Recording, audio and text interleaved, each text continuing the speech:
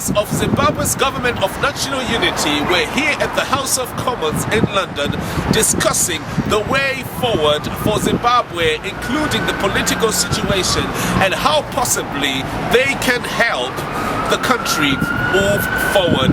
They included the British government and several other countries in Europe and Australia, all combined into the so-called Friends of Zimbabwe.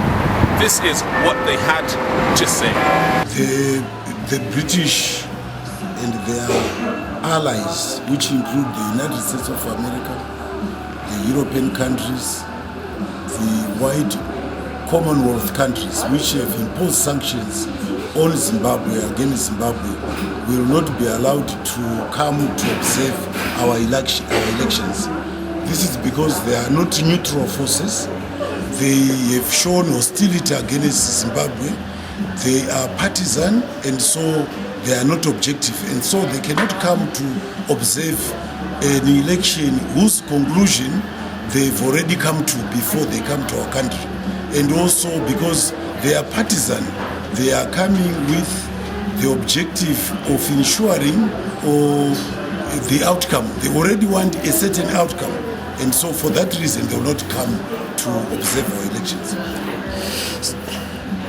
A former Foreign Secretary, David Miliband, revealed last year but one, that for the past 23 years, Britain has been trying its best. He called scratching their head, trying different means merely to remove Robert Mugabe.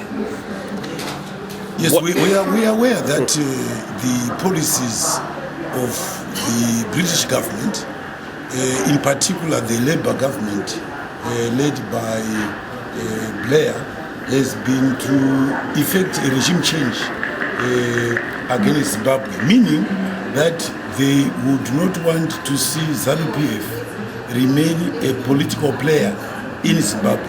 In fact, that is what regime change has been about, to eliminate ZANU PF, a former liberation party, to eliminate it as a key political player in the politics of Zimbabwe.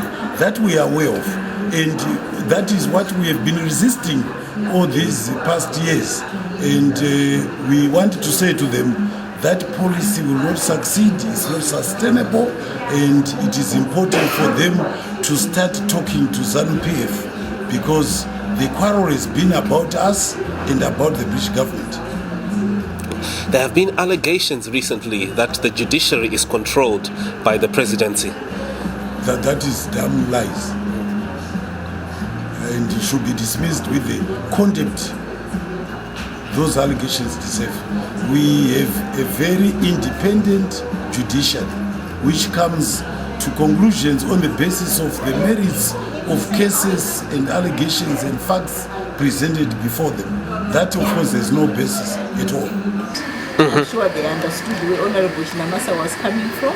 And for us, we basically said, which is why we want a normalization of relations. Because as long as you have not normalized those relations, there will always be an issue around trust and mistrust. Until you are at a comfort zone, and no one is suspecting that you already have a dog in the race, and therefore you can't come and observe because you are biased. It may be a legitimate position that one is taking. The question is, how do we address it so that we all are at a comfort zone where we don't necessarily feel that anyone would come in to observe and they would be biased. But I think the good thing was that they were not too hard on it.